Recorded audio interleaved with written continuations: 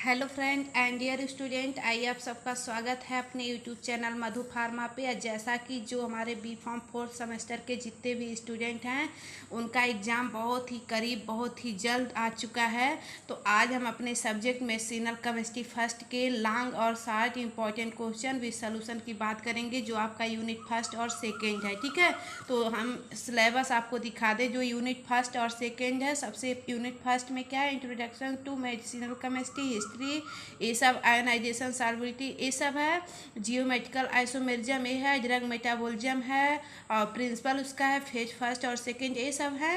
और जो आपका यूनिट सेकेंड है, drug acting on autonomic nervous system and adrenergic neurotransmitter, biosynthesis, catabolism, catecholamine, adrenergic receptor, alpha beta, ये सब, मतलब इन सब के बारे में इन दोनों यूनिट के मोस्ट इंपॉर्टेंट क्वेश्चन और इसके सोल्यूशन को हम लोग कवर करेंगे। ठीक है, तो देखिए जो आपका सबसे नंबर फर्स्ट क्वेश्चन है, define drug bio transformation, metabolism, explain principal and factor affecting of drug metabolism including phase first and phase second। drug metabolism क्या होता है, इसको हम लोग देखते हैं। drug metabolism is the process by which the body chemical changes a drug into metabolites to make it easier to remove from the body। drug metabolism is the biochemical process by which the body modifies drug to facilitate their elimination। मतलब ये drug metabolism का मतलब है कि कोई person हो गया, ठीक है, एक कोई पर्सन है और इसको हो गया है फीवर, ठीक है, फीवर हो गया है, तो ये क्या करेगा, इसको हम लोग पीसीएम देंगे ना, पीसीएम ये लेगा, तो ये क्या होगा कि जब पीसीएम खा रहा है तो इसके बॉडी में क्या होगा, ये मतलब ब्रेक डाउन होगा, एब्जॉर्प्शन होगा, ये सब होगा। उसके बाद और कुछ हमारे मेडिसिन जो ऐसे होंगे जो अनवांटेड होंगे, वो क्या होंगे कि एलिमिनेशन, मतलब बाहर निकल जाएंगे यूरिन के थ्रू। यही होता है हमारा ड्रग मेटाबॉलिज्म। ठीक है, phase of drug metabolism, phase of drug metabolism जो है हमारे टू फेज से होता है, फेज फर्स्ट और फेज सेकेंड। जो फेज फर्स्ट है इसमें रिएक्शन, पर्पज और एग्जाम्पल। रिएक्शन क्या, oxidation, reduction, hydrolysis, deamination, ETC. Purpose इसको क्या, इसका फेज फर्स्ट का पर्पज क्या है, introduce functional group like hydroxy OH group, amines group to increase polarity. ठीक है, एग्जाम्पल में oxidation of paracetamol to aminophenol, reduction of morphine to morphine 6 glucuronide. ठीक, उसके बाद आगे चलिए, जो आपका फेज सेकेंड है, फेज सेकेंड में क्या है, reaction, purpose, example, stereochemistry. ठीक है, रिएक्शन में conjugated with endogenous molecules like glucuronic acid, sulphate और ग्लाइसिन। पर्पज में further increase water solubility for easier excretion through urine और बाइल। एग्जाम्पल में glucuronidation of morphine, 6 glucuronide sulphation of salicylic acid. Stereochemistry में less stereo chemistry difference compared to phase first but some x exist. मतलब ये क्या है कि हमारा जो फेज फर्स्ट के कंपेयर में हमारा जो फेज सेकेंड है, इसका स्टीरियोकेमिस्ट्री डिफरेंस होता है। फैक्टर अफेक्टिंग ड्रग मेटाबॉलिज्म, हमारे ड्रग मेटाबॉलिज्म को कौन कौन से फैक्टर अफेक्ट करते हैं, तो केमिकल फैक्टर और बायोलॉजिकल फैक्टर, दो फैक्टर अफेक्ट करते हैं। केमिकल में एंजाइम इंडक्शन, एंजाइम इनहिबिशन, और बायोलॉजिकल में एज, डाइट और सेक्स डिफरेंस। एंजाइम इंडक्शन क्या होता है, the phenomena of increased drug metabolizing ability of enzymes by several drug and chemical known as enzyme induction and agent called enzyme induce। It is causes due to increase in both liver size and liver blood flow। ये क्यों होता है, जब हमारे liver का size बड़ा हो जाता है और लीवर ब्लड फ्लो बड़ा हो जाता है। Increase stability of cytochrome P450 enzymes, enzyme inhibition में क्या, a decrease in the drug metabolising ability of an enzyme is called as enzyme inhibition. ठीक है, इनहिबिशन, इनहिबिट होने वाला। अब देखिए एज हम देखते हैं, जो बायोलॉजिकल फैक्टर में था, एज हमारे कैसे प्रोवाइड करता है, the drug metabolism rate is different in different age group. Neonates up to 2 month, नियोफैन 2 month से 1 year metabolise slowly due to less development of microsomal enzyme.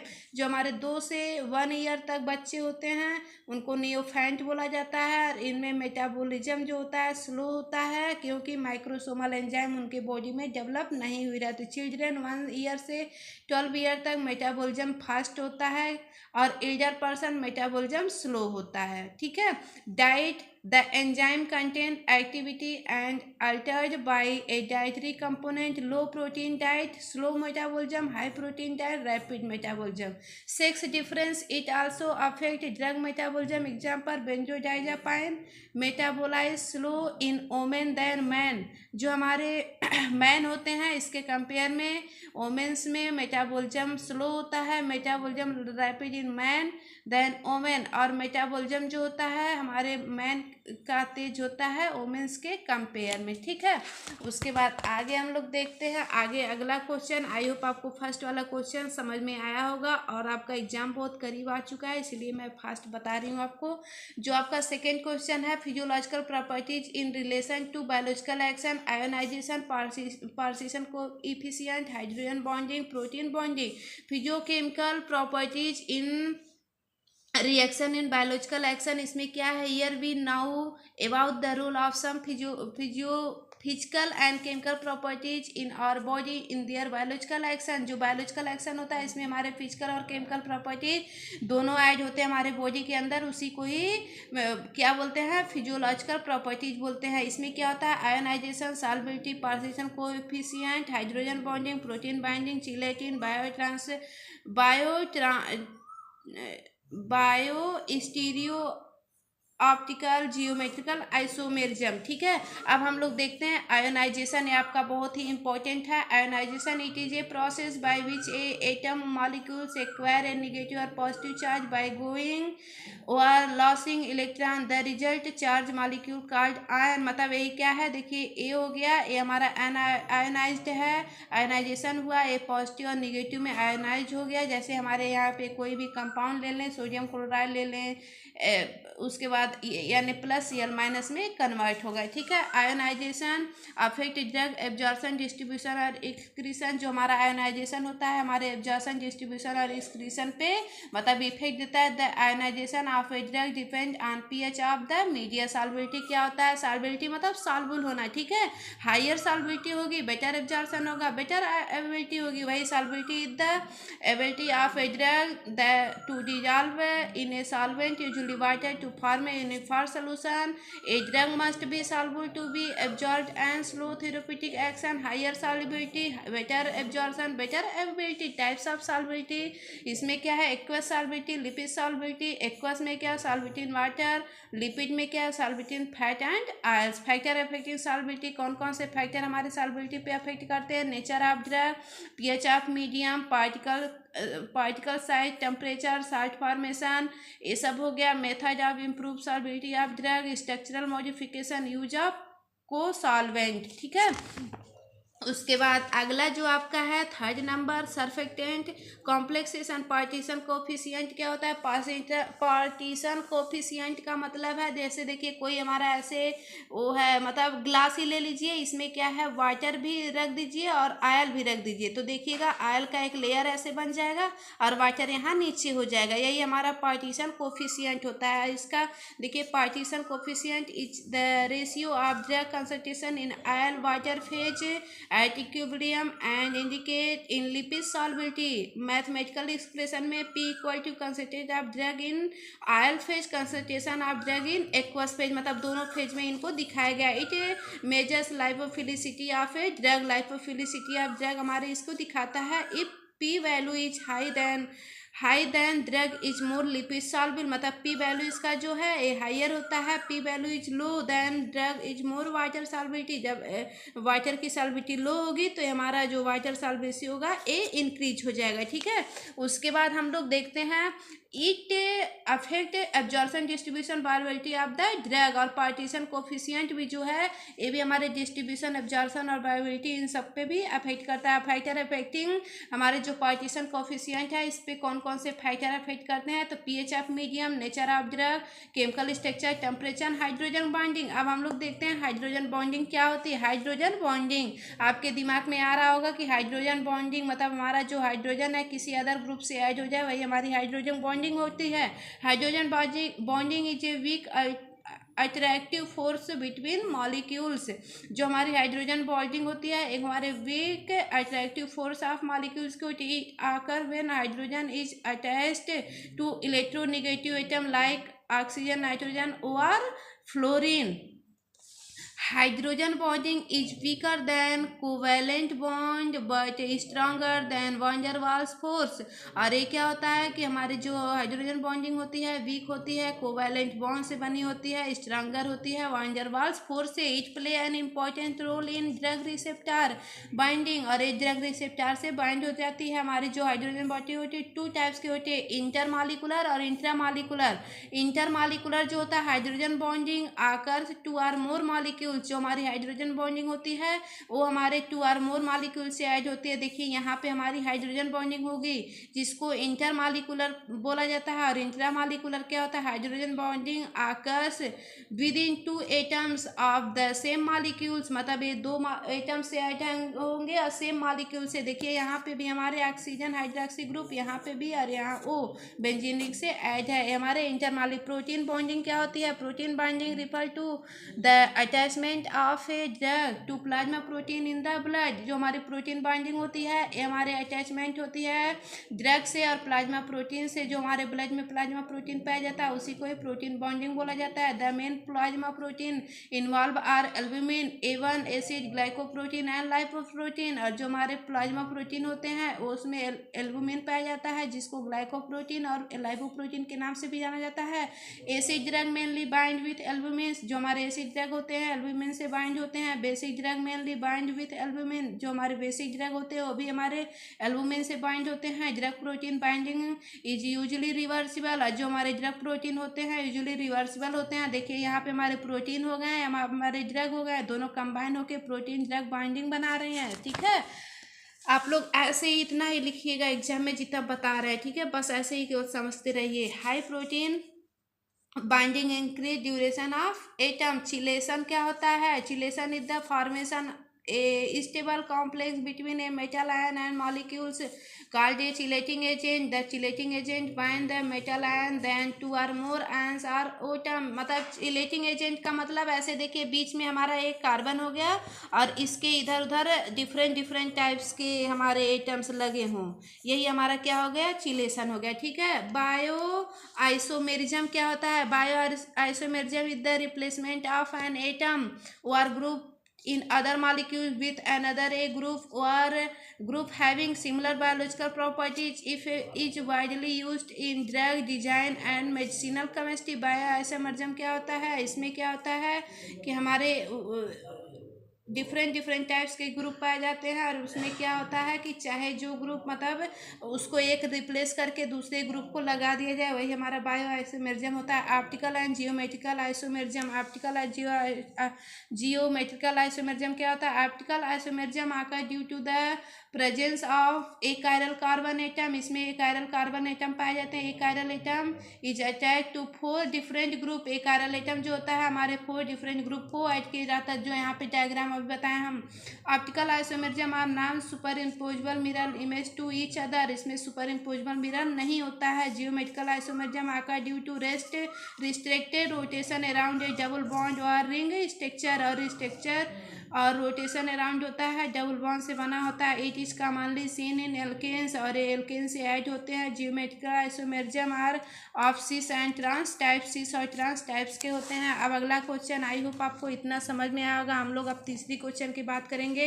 Define classification sympathomimetic agent. Adrenergic drug and write which sympathomimetic agent क्या होता है? सिंपैथो मतलब हमारे nervous system, और माइमेटिक मतलब copy करना। ऐसे ड्रग जो हमारे मतलब बॉडी के अंदर रह के और हमारे सिंपैथेटिक नर्वस सिस्टम की कॉपी करे, उसी को ही सिंपैथोमाइमेटिक एजेंट बोला जाता है। Sympathomimetic agent are drug the stimulate the sympathetic nervous system. ये क्या होते हैं कि हमारे जो सिंपैथेटिक एजेंट होते हैं, ये क्या होते हैं कि हमारे सिंपैथेटिक नर्वस सिस्टम को स्टिमुलेट कर देते हैं। They mimic the action of normal hormones like adrenaline and noradrenaline. ये क्या होते हैं कि हमारे बॉडी में 2 टाइप्स के हार्मोन्स पाए जाते हैं, जिनका नाम एड्रेनलिन और नॉरएड्रेनलिन होता है, जो हमारे मतलब बॉडी में जो भी एक्टिविटी होता है उसको कॉपी कर लेते हैं सिंपैथेटिक नर्वस सिस्टम की तरह। These are drug produce effect similar to the flight और फाइट रिस्पांस। और ये जो हमारा सिंपैथेटिक नर्वस सिस्टम है, सिंपैथोमाइमेटिक नर्वस सिस्टम है, सिंपैथोमाइमेटिक एजेंट या नर्वस सिस्टम है, एक कब उद्दीपित होता है? जब हमारे कोई एक्सीडेंटल केस होता है, उस टाइम हमारे मतलब फियर एंड फ्लाइट के लिए ये मतलब उद्दीपित होता है, ठीक है। They can increase heart rate raise blood pressure, dilate bronchi. और उस टाइम क्या होता है? हमारे हार्ट रेट, ब्लड प्रेशर और डायलेट ब्रोंकाई ये सब इंक्रीज हो जाते हैं। They are commonly used in condition like asthma, shock और कार्डियक अरेस्ट। और ये सब हमारे इन सब में यूज किया जाता है, जैसे हमारे अस्थमा, शॉक और कार्डियक अरेस्ट में। SAR of sympathomimetic agent, SAR structure activity और relationship. It is defined as the relationship between the chemical structure of a molecules and its biological activity.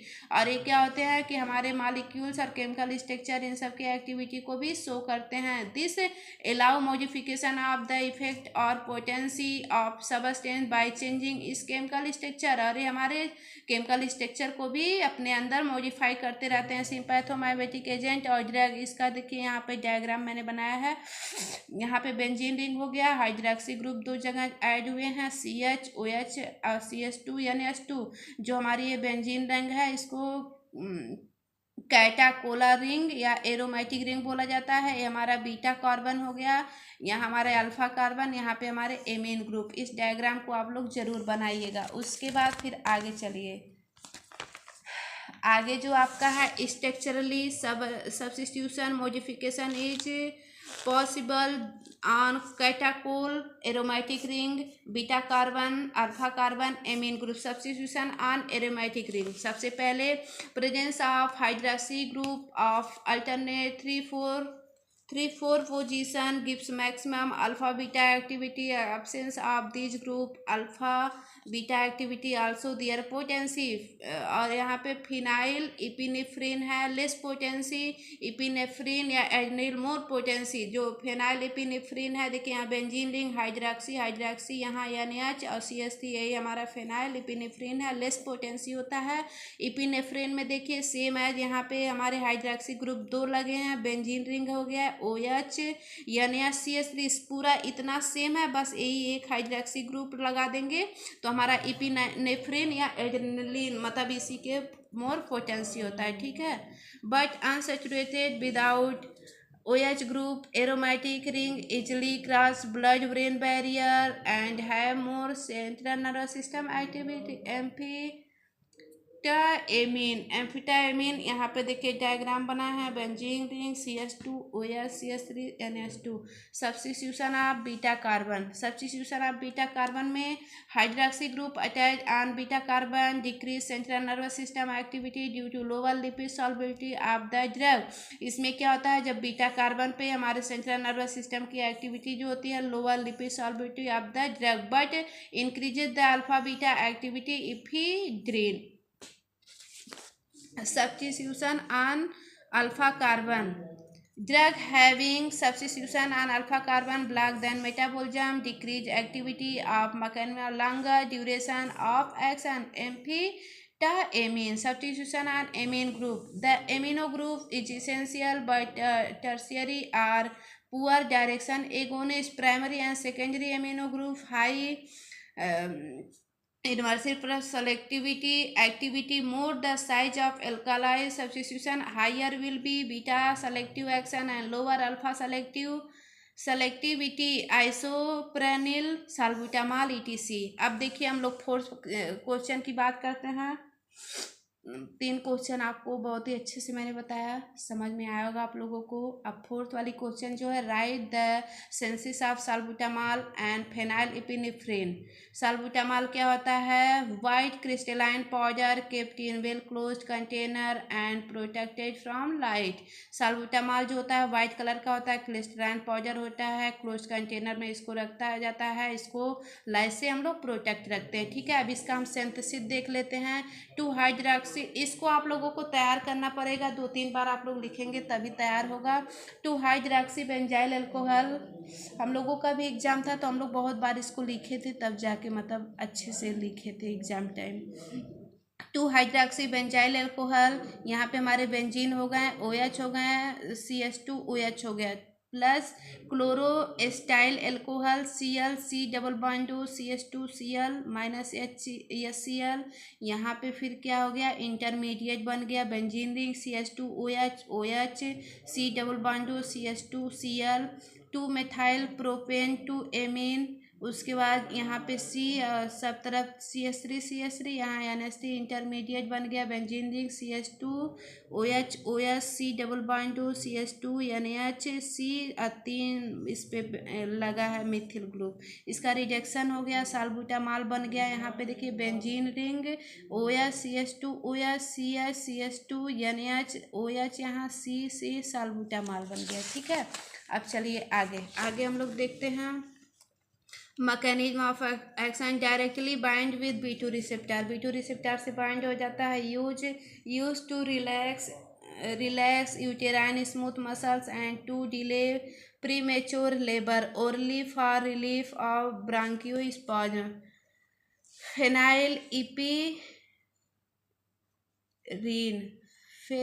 इपीरीन, इसका सेंथ देख लीजिए पहले डायग्राम। फेनिल इपीरीन का exam diagram देखिए। Benzene ring OH लगा, hydroxy group CHOH हो गया, CH2 NH CH3 ये हो गया। सेंथ देखते हैं, फिनाल है यहाँ पे, 2 chloro acetyl chloride, 2 chloro acetyl chloride, यहाँ पे carbon double bond OCl, 2 chloro 1,5 hydroxy phenyl ethane जो हमारा यही है, तो यहाँ पे C हो गया double bond CH2Cl, 2 chloro 1,5 hydroxy phenyl ethane हो गया, NH2CH3 के present, 1,3 hydroxy phenyl 2 methyl amino ethane 1H हो गया, और फेनाइल रीन का फॉर्मेशन हो गया। Benzene ring OH, CH, CH2 NH CH3 hydrolysis हो गया, ठीक है। 4 क्वेश्चन आपको बहुत अच्छे से समझ में। अब हम लोग अगले क्वेश्चन की बात करते हैं। Fourth, write the definition of beta blocker and SAR of beta blocker. ये सब आपके बहुत ही मोस्ट इंपॉर्टेंट को। Beta adrenergic blocker, this drug slow down heart rate and lower blood pressure by blocking beta receptor.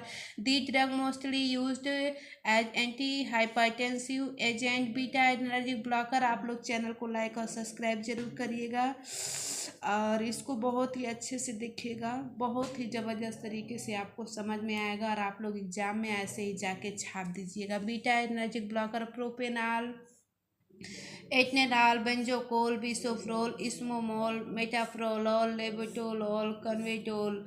It can be classified B1 selective, B2 selective, non selective, ठीक है। B1 selective क्या होता है? B1 selective drug are the drug that preferentially block B1 adrenergic receptor mainly present in the heart with minimal effect of B2 receptor. The drug mainly act on the heart, so they reduce heart rate, lower blood pressure. आगे चलिए। B2 selective are present lungs and bronchial muscles, so B2 blockers cause contraction of bronchial muscles. Non-selective beta blockers act on both B1 and B2 receptor used treatment of ocular hypertension and glaucoma are of beta blocker structure activity or relationship. Structurally, substitution modification is possible on aromatic ring carbon chain amine group. Aromatic ring में हम लोग देखते हैं phenyl ring. Most of the derivative have substitution phenyl ring in place of naphthalene ring. Alkanoxy group when present in ortho position on phenyl ring give good beta antagonist activity. यहाँ पे एलोप्रेनॉल का diagram देखिए. Benzene ring यहाँ second position में CH3 CH double bond CH2 O हो गया, CH2 CH OH CH2 NH CH CH3 CH3 एलोप्रेनॉल. ऑक्सीफ्रेनॉल का diagram देखिए. O CH2 CH CH2 O CH2 CH OH CH2 N CH CH3. बस इसी में क्या है, एलोप्रेनॉल और ऑक्सीफ्रेनॉल दोनों का सेम डायग्राम है, बस स्ट्रक्चर सेम है. बट इसी में क्या है, यहाँ CH3 CH है, यहाँ पे CH2 CH है, यहीं हाइड वो लग गया है, सेम वही है. ठीक है. अब addition of hydroxy group in phenyl ring lead the removal of antagonist activity. If phenyl ring is replaced by naphthalene or substitution naphthalene, then they are non-selective. Example propanol, non-selective etanol, bisphosphoral. It is carbon chain. Carbon chain में